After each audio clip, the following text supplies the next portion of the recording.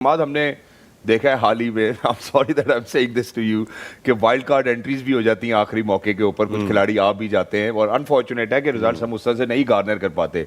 आपकी इस बारे में राय क्या है कि यार आखिरी टाइम पे अब आपको वर्ल्ड कप के स्क्वाड के लिए लड़के चाहिए, आप 2 लड़के जो रिटायरमेंट अनाउंस कर चुके हैं उनको भी वापस बुला लेते हैं, आपको लगता है ये ठीक है? बहुत शुक्रिया। Sorry please. आई थिंक जब टीम को ज़रूरत हो तो किसी को भी बुला लेना चाहिए, और जिस टाइम पे हमें बुलाया था उस टाइम पे ज़रूरत थी और कर सकते हैं ऐसा। लेकिन आपने एक बात की थी फ़खर, और हमारे कंट्री में यही एक बड़ा प्रॉब्लम है। एक बंदे ने परफॉर्म किया तो पिछला वाला जिसने सालों से किया है, 10 साल से किया है, उसके ऊपर जी तलवार। मैं वही आपसे वही बात कर रहा था, Fakhar should never be drop from any form of cricket. White ball proven superstar है वो, बिल्कुल ऐसे ही। ऑस्ट्रेलिया में, साउथ अफ्रीका, केन विलियमसन ने भी बयान दिया कि यार इसको कोई फेटिश है हमारे खिलाफ, ये जब आता है न्यूजीलैंड के खिलाफ प्रूवन सुपरस्टार और बड़े मैचों का बहुत बड़ा प्लेयर है वो, और बहुत डेंजरस प्लेयर है। सोहेल भाई, हम बॉलिंग करते हैं, हमें पता है कि हम किसको प्रेफर करें बॉलिंग करते हुए, क्योंकि ही इज़ अ सुपरस्टार। और मुझे ऐसा लगता है कि मीडिया पे जो बातें चलेंगी फ़खर और इस तरह, कभी ऐसा होना नहीं चाहिए। ही is a very very big player, और वी आर लकी के फ़खर पाकिस्तान में कोई दूसरी टीम में होता। हम खेलते हैं, लीग्स खेलते हैं, जैसे बड़े बड़े प्लेयर्स हैं, जब फ़खर की बात करते हैं तो डरते हैं एकदम। So he is a very big superstar. और साइम भी मुझे ऐसा लगता है साउथ अफ्रीका में परफॉर्म करना आसान नहीं है उस बॉलिंग के खिलाफ, फास्ट बॉलिंग के खिलाफ। सो जो प्रूवन लोग होते हैं उनको ना आई थिंक देखें, इसमें आपको ये भी कल्चर अब जो है ना डेवलप करना पड़ेगा। इस स्पॉट ऑन के आप मतलब ये आउटसाइड नॉइज है, इसको टैकल करना। I hope Mike Hesson has the ability to tackle it. आप आउटसाइड नॉइज के ऊपर डिसीजन नहीं लेते। Fakhar is your proven batter. क्या हमारा बोर्ड आउटसाइड नॉइज पे नहीं डिसीजन लेता? हमेशा यही तो करता है। मेरा रोना यही, मैं यही तो कह रहा हूँ कि आप में इतने गट्स होने चाहिए कि आप जिस जगह पे बैठे हैं आपको आउटसाइड नॉइज के ऊपर डिसीजन नहीं करने चाहिए। वो उनकी एक आम आवाम पब्लिक की राय और आपकी राय में फ़र्क होना चाहिए। यही तो मेरा, मैं हमेशा से यही बात तो बोलता हूँ। कोच है वो भी इसी 4 चैनल पे आपके ऊपर बैठ के बात होगी तो आपके डिसीजन चेंज होना शुरू हो जाते हैं। आप ये कह रहे हैं कि जो हमारी कौम में जो लोग क्रिकेट देखते हैं उनको क्रिकेट की कोई समझ नहीं है? नहीं, समझ होना और एक जो अमाद और मैं बात कर सकते हैं उसमें और आपकी बात में जमीन आसमान का फर्क होगा। मेरे पे आ जाओ। रिगार्डलेस कि आपने कितनी क्रिकेट देखी है, कितना आप फॉलो करते हैं, बट जिसने प्रैक्टिकली क्रिकेट खेली होती है, उस सिचुएशन को 100 ऑफ टाइम्स वो टैकल किया होता है, तो उसकी राय। मैं इसका मिसाल दे दूं। ईशान किशन जब आया था ना, उसने डबल 100 किया था वनडे में। Rohit Sharma out of form था या इंजर्ड था तो वो बाहर बैठा हुआ था। वो वापस आया जब भी आया, रोहित शर्मा खेला। सो क्योंकि मैं फ़खर की मिसाल इसलिए बड़े प्लेयर से दे रहा हूं, वो भी बड़ा प्लेयर है, तो फ़खर का तो सवाल ही नहीं पैदा होता मेरी नज़र में कि वो कभी भी किसी टीम से ड्रॉप। मैं बात इसलिए करना चाह रहा था कि आप देखते, हम अक्सर बात करते हैं जी हमारे बड़े प्लेयर बाहर नहीं बैठते, तो जब आप उनके ऊपर इस तरह की बातें शुरू कर देंगे ना, तो उनमें इनसिक्योरिटी आ जाती है कि यार किसी ने 1-2 मैचेस में परफॉर्म किया तो वो तो मेरे ऊपर तलवार आ जाएगी। सो अगर आप वो भी बड़े प्लेयर को भी सिक्योरिटी देंगे ना, अब ऑब्वियसली आपकी प्रेफरेंस वही होनी चाहिए फ़खर ज़मान व्हेनेवर इट कम्स टू, मतलब आप सबज़ादा फरहान डेफिनेटली, बट जो कुछ अचीव फ़खर कर चुका है, बट कहीं ना कहीं जाके आपने एक लाइन देखनी होती है यार कि ओके 6-8 मैचेस लगातार अगर परफॉर्म नहीं हो रहा, देन यू गो फॉर। ये नहीं कि अब 1-2 मैच हुए, इसने आके सबज़ादा ने रन कर दिए तो आप people start talking about it, but जो डिसीजन मेकर होते हैं ना उनकी राय important. And let a person score और बॉलर गेट्स विकेट और perform well all over the world, then you can decide. हाँ जी, हर तरह की ऑपोजिशन ये है प्लेयर, नो डाउट। साहिबजादा भी हमारे साथ खेला, बहुत तगड़ा प्लेयर है, फॉर्म लगी हुई है, लेकिन फ़खर के ऊपर या साइम ठीक हो गई बात। ये आप लोगों का पॉइंट टेकन है। मैं जरा सना की तरफ बढ़ना चाहता हूँ। सना, आपको शायद याद होगा हम एक और प्लेटफॉर्म के ऊपर बैठे शो कर रहे थे जिसमें केन विलियमसन नहीं खेल रहे थे और उनके एक खिलाड़ी हैं बड़ा अच्छा स्कोर करते हैं, वो 2-3 इंडियन प्लेयर्स के नाम जोड़ के उनका नाम है, वो बड़ा मुश्किल सा नाम है, can you recall? Rachin Ravindra. हाँ, रचिन रविंद्र। तो उनको उन्होंने शायद अपने नंबर के ऊपर खिलाया था और उसके बाद when Kane came back, obviously Kane was playing. अब अगर आपके पास 3 ओपनर्स हैं या 4 ओपनर्स हैं, उनको चलाने का या खिलाने का क्या तरीका है कि जो नया लड़का है वो भी डिमिनिश ना हो जाए, कहीं खो ना जाए, और जो पुराना है उसका भी स्टेटस बरकरार है?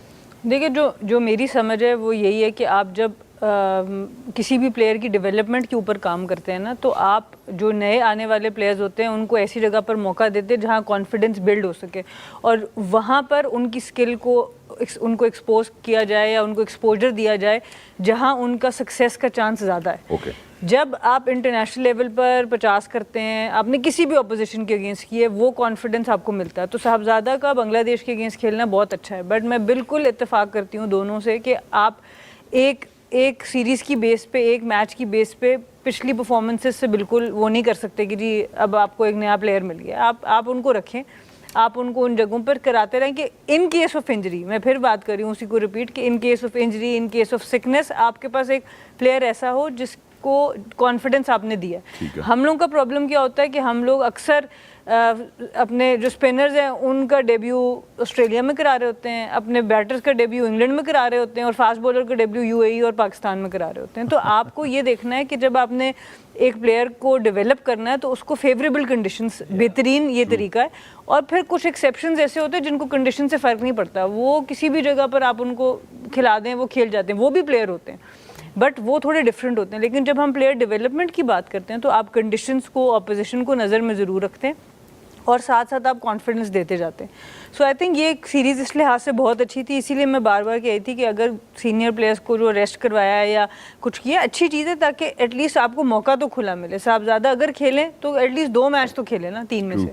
तो ये बड़ा ज़रूरी है कि हम इस तरह से डेवलपमेंट को मौका मिलता रहे। आप उनको रेडी ज़रूर रखें, बट आपको अपना मेन प्लेयर्स जिन्होंने ट्रायल एंड टेस्टेड है, अंडर प्रेशर परफॉर्म किया, फोकियत डेफिनेटली उनको मिलेगी। Thank you so much for saying that. मैं इस पूरी बात को कंप्लीट करता हूँ। इमाद से एक आखिरी बात पूछता हूँ। इमाद, बहुत दफ़ा ऐसा होता है, मुझे अभी भी याद है जब मोहम्मद वसीम सिलेक्टर थे तो वो ना फ़ोन करते थे और वो वीडियोस भी डालते थे अपनी, उनको बड़ा शौक भी है टीवी पे आने का। तो वो क्या कहते थे मोहम्मद वसीम भाई कि वो यार तुम हमारे प्लान्स में हो, और इस तरह की बात बोर्ड मेरा ख्याल है सभी खिलाड़ी क्या हंस रहे हैं, बोर्ड सभी खिलाड़ियों से इस तरह की बात करता है। तो जब ये जैसे अभी सना ने बात की है, वो बेसिकली बोर्ड उनको ये बताएगा हाँ तुम हमारे प्लान में हो। ये बड़े वैसे वो होंगे लकी जिनको ये कहा जाएगा। अक्सर तो ये कहा नहीं जाता। मैं यही बोलने वाला था कि चलें शुक्र करें कि झूठी तसल्ली दे दें। यहाँ पे तो भाई बात ही नहीं करते आप। अच्छा, किस दुनिया तो में इसलिए मैं जरा it was a good trend कि एटलीस्ट तसल्ली में ही रखें। चलो मैं वहां से पूछना चाहता हूं ना, सबसे पहले मैं आपको सबसे पहले एक चीज बताऊं, उस रोल के लिए राइट बंदे लाएं। ठीक है, जो डिजर्विंग बंदे हो। ठीक है, मतलब स्टैट्स की बेस में आप अगर किसी को सेलेक्ट करें, मेरे पास तो वर्ड्स भी नहीं है डिस्क्राइब करने को कि वो क्या डिसीजन था। वहाँ से पाकिस्तान क्रिकेट बहुत तबाह हुई है।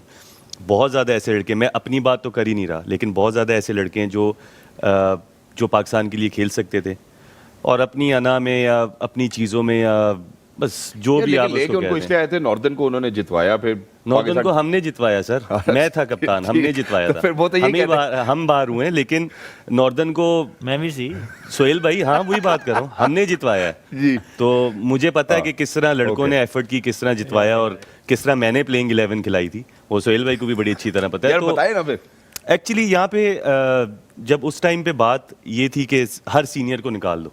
Yes. और ये same not on his defense, it was not only him.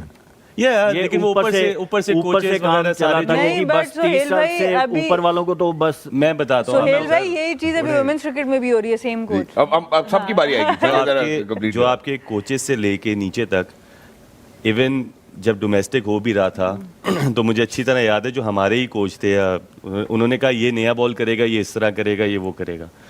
सो मैंने उन्हें एक जवाब दिया था, मैंने कहा कप्तान मैं, टीम मैं 11 खिला रहा हूँ, आप वहाँ से फ़ोन करके कह रहे हैं नया बॉल ये करेगा, हमने आगे देखना है, तो आप आगे कर लें सब कुछ। कप्तान क्यों बना रहे हैं किसी को? सही है। सो खैर बात ये होती है कि senior experience you can not bye.